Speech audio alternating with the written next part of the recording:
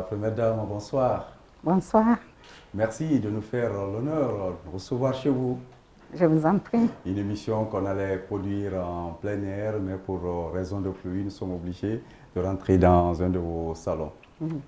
Merci d'être venu jusqu'ici. Merci à vous. Et bienvenue à toute l'équipe. Merci, madame. Mesdames, messieurs, bonsoir. Plus qu'une personnalité, nous recevons un personnage qui incarne toute la philosophie de Confucius, faite de modestie et de prévenance. Par sa fondation, elle témoigne au quotidien de l'attention portée aux femmes et aux enfants en situation difficile. Et en temps de colère, elle apaise les esprits pour que la paix et la cohésion sociale soient maintenues dans notre pays. Au juste, aujourd'hui, une question. Qu'est-ce qui préoccupe, qu'est-ce qui hante Madame la Première Dame de la République? Réponse dans ce numéro exclusif de l'entretien de Coloma.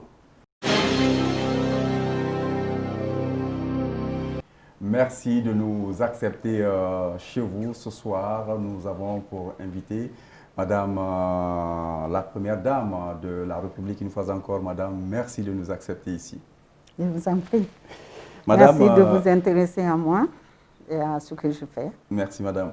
Madame, les Guinéens ne vous connaissent pas trop. Pourtant, vous êtes formée ici en Guinée, produit de l'université guinéenne. Vous avez exercé vos talents et vos compétences de spécialiste en communication au niveau de l'Hexagone pendant plus de 2 décennies.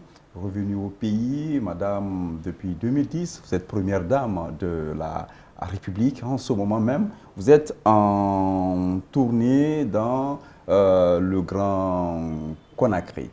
Madame la Première Dame, est-ce que vous êtes déjà en pré-campagne? Je ne suis pas en pré-campagne, ni en campagne. C'est un moment privilégié pour moi pour sensibiliser la population guinéenne et surtout la population du Grand Conakry. Sensibiliser sur la paix, c'est comme une causerie entre dames. Je rencontre les femmes de différentes corporations, des marieuses, les femmes de marché, des bureaux, afin que nous parlions de notre pays, la Guinée, de comment est-ce que l'échéance à venir, nous allons traverser... L'échéance électorale. Voilà, l'échéance électorale. C'est pour ça que je parle de sensibilisation. Qu'est-ce qui est important pour nous aujourd'hui en Guinée? La paix, évidemment. Madame, pourquoi la question de paix vous préoccupe autant? Ce n'est pas la première fois. Non. C'est un thème récurrent pour moi, parce que rien ne se fait sans la paix.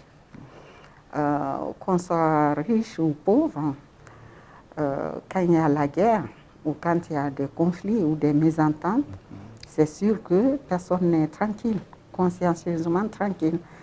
Et la Guinée est un pays qui n'a pas connu de guerre civile, Dieu merci, mais il y a des poches de tension, surtout quand c'est l'élection. À chaque élection, vous avez pu le remarquer, il y a des vives tensions. Donc nous voulons prévenir cela pour dire à la population qu'en démocratie, on peut avancer ses idées, débattre ses idées, confronter les différentes visions et non de se quereller, de se bagarrer et avoir des comportements d'incivilité. Voilà, c'est de ça que nous parlions. Vous rencontrez vraiment les Guinéens, vous avez parlé d'échanges. En retour, qu'est-ce que vous recevez de ces gens-là? Ils vous disent quoi? Est-ce qu'ils ont la même perception que vous sur la façon de faire pour asseoir ou bien conforter la paix dans notre pays? Absolument. La même vision sur la paix. Quant à ce que je reçois, je dirais que je reçois beaucoup de leçons, des leçons de vie. Parce que la majorité, évidemment, c'est des femmes illettrées qui n'ont pas eu la chance d'aller à l'école, mais qui sont extrêmement intelligentes, qui ont une vision bien claire de la vie, malgré le fait qu'elles ne sachent pas lire ni écrire. Donc, sur ce plan-là, je reçois beaucoup. Nous parlons des choses des femmes, comment éduquer leurs enfants. Et vous parlez, franchement, là, les mécontentements, on m'en parle, parce que c'est ça, hein, c'est un débat ouvert. Pendant les 10 années-là, qu'est-ce qu'elles ont reçu, qu'est-ce qui a fait défaut. Il n'y a pas de tabou. Elles m'ont parlé de tout ça hier, aujourd'hui encore un peu. Nous reviendrons sur ces questions, madame. Juste préciser que les femmes ont toujours été au cœur de vos activités depuis l'ouverture de votre fondation, sur les questions notamment de santé, des questions même d'assistance en vivre. Effectivement, moi j'ai eu la chance en 2010 de sillonner la Guinée, un magnifique pays, je le souligne, malgré la pauvreté apparente qu'il y avait. Et ce que j'ai constaté, c'est l'extrême souffrance des femmes. Le fardeau qu'elles ont apporté, je trouve ça énorme, effectivement. Alors, elles s'occupent de la maison et aussi elles ont l'éducation des enfants assurée. Le mari est là, certes, mais les 80% des charges familiales, c'est la femme. Donc, moi, j'ai eu l'idée, et puis je questionnais aussi, j'étais avec quelques médecins et tout.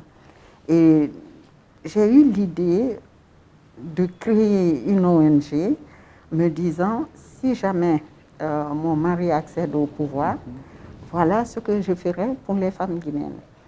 Et lui aussi, de son côté, il était à l'écoute des femmes, sur la souffrance des femmes, notamment les femmes en état de famille. C'est pour ça, dès qu'on est arrivé au pouvoir, il a rendu la césarienne gratuite. Et moi, je suis allée dans ce sens-là, la santé, parce que d'après les statistiques d'alors, 2010-2011, la Guinée était le pays où il y avait le plus de décès maternels et infantiles. Des 16 pays de la CEDEAO, c'était en Guinée où il y avait... C'est quand même hallucinant. Donc il fallait qu'on touche les indicateurs, les différents indicateurs, c'est-à-dire l'information des femmes enceintes, les pousser aussi à aller dans les centres de santé, les postes de santé ou dans les hôpitaux pour accoucher et non accoucher à la maison. Ça les mettait en danger et puis l'enfant aussi. Et voilà comment ça a démarré. C'est un sujet très important. Aujourd'hui, je pense que les chiffres sont à la hausse. Nous sommes en train donc de quitter ce fameux rang de dernier de la classe parce que la césarienne est complètement gratuite et puis nous avons des associations aussi qui informent les femmes sur l'importance d'aller dans les centres de santé, de voir un médecin ou une sage-femme au moins 4 fois durant la période de grossesse pour prévenir donc les difficultés liées à l'accouchement ou pas. Et là où il y a des complications, souvent on voit intervenir le cas des bébés siamois et autres que vous avez eu à prendre en charge. Oui, oui. Et avant les bébés siamois, c'est vrai qu'on avait offert des moto-ambulances dans quelques préfectures au niveau des centres de santé. Pourquoi les moto-ambulances? Parce que lorsqu'une femme dans un village ou dans un hameau est en travail, donc l'enfant va venir, souvent il n'y a rien pour la transporter. Elle ne peut pas monter à vélo ni sur une moto, donc c'est difficile. Souvent c'était dans les hamacs qu'on les transportait. Donc là, les moto-ambulances ont beaucoup aidé dans ce sens-là. Et effectivement, il y a eu les beaux bébés siamois, Aboubakar et Hassan. Aujourd'hui, ça va. Je crois qu'ils vont avoir 5 ans. Oui, ils les ont là, 5 ans.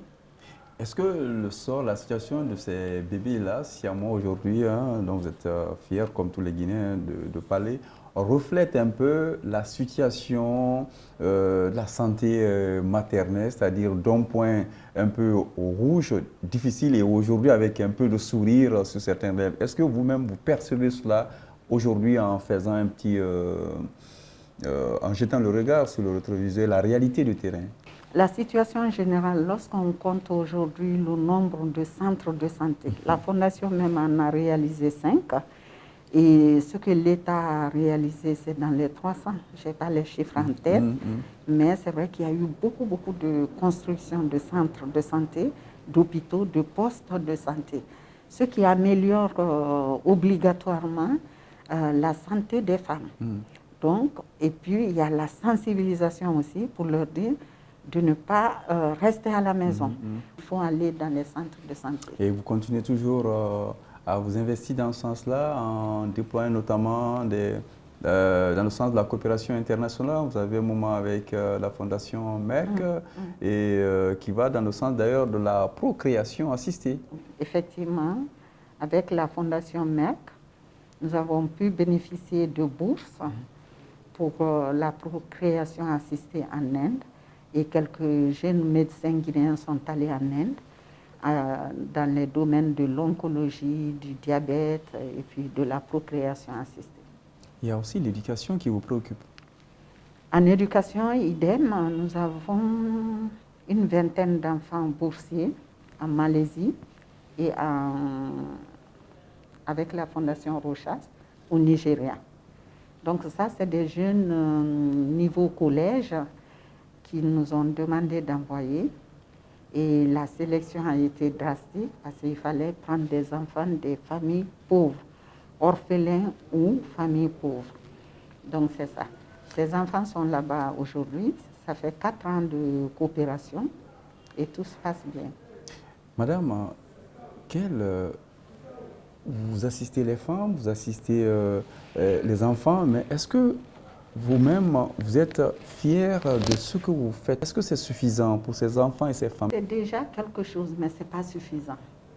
C'est loin d'être suffisant parce que malheureusement, le nombre d'enfants pauvres, de familles pauvres ou le nombre d'orphelins est immense. Quand on ne prend qu'une vingtaine d'enfants, évidemment, ce n'est pas assez. Mais c'est déjà ça. C'est ça que je me dis. Même si on arrive à sauver qu'un seul enfant, c'est déjà ça. Parce qu'on ne sait pas ce que cet enfant deviendra demain. C'est un Guinéen, donc il faut l'aider. Il faut l'aider. Ces enfants, une fois formés, ceux qui sont envoyés en Malaisie, ils reviendront avec 3 langues. Vous voyez, c'est pas rien. Ils vont parler arabe, anglais et français. Donc c'est bon. Ils bon vont pour fonder la des Guinée. familles. Ils vont fonder des familles. Ils vont être des hauts cadres en Guinée. Et ceux qui sont au Nigeria sont bilingues, anglais-français. Voilà. Donc, je suis vraiment contente pour ces enfants-là. Et quand j'aurai l'opportunité, évidemment, je vais continuer. Madame, si vous avez cette force de pouvoir faire changer des choses dans ce pays, qu'est-ce que vous aurez fait réellement?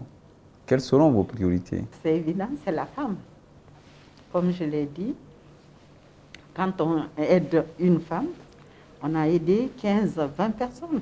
Parce que la femme étant la génératrice, celle qui éduque, si elle est éduquée, elle peut prendre soin de son enfant et l'éduquer convenablement.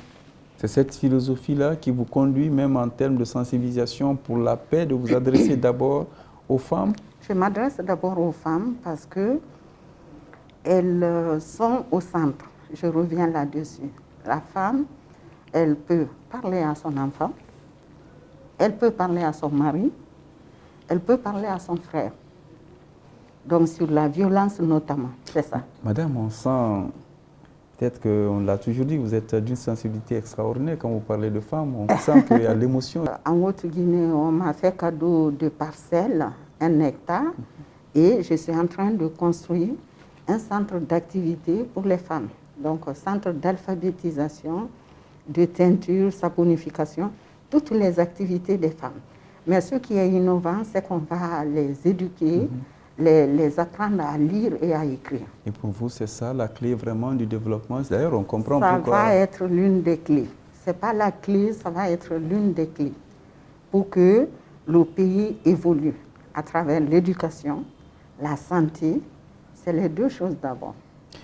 la position que vous défendez là, il vous arrive souvent d'attirer, d'insister auprès du chef de l'État sur cela? Il est déjà sensible à ça. Il est profondément sensible à ça. Vous avez pu constater qu'il a fait venir les MUFA en Guinée et les MC2. Ça, c'est pour aider les femmes à sortir de la pauvreté. Je dirais même qu'il est plus sensible avec les moyens aussi que moi. Madame la Première Dame, merci pour cette émission consacrée aux questions de paix, mais aussi à vos activités au niveau de la Fondation. Ce qu'on a peut-être oublié de dire, c'est que vous vous investissez aussi, et là vous l'avez démontré, dans la lutte contre le coronavirus en portant ce masque. Effectivement. L'histoire des femmes. Pour d'abord les femmes et les hommes, je dis, nous sommes des partenaires, nous ne sommes pas des adversaires. Donc, c'est l'entraide qu'il faut, premièrement. Et effectivement, il y a un peu de laisser aller par rapport à la lutte contre la pandémie du corona. C'est une réalité. Nous l'observons en Europe, ils sont en train de refermer des espaces.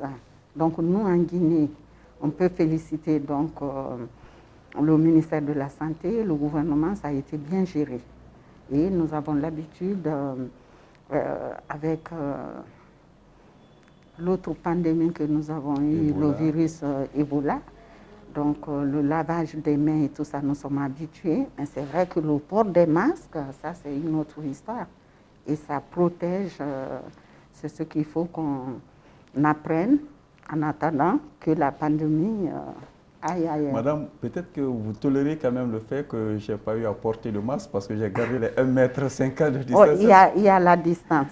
C'était pour mieux vous exprimer et moi, effectivement, avec ça, ce n'est pas facile. Merci, voilà. Madame la Première Dame. Je vous en prie. Merci à tous ceux qui ont suivi ce numéro spécial avec la Première Dame de la République. L'entretien de Coloma revient avec une nouvelle invitée la semaine prochaine. Merci.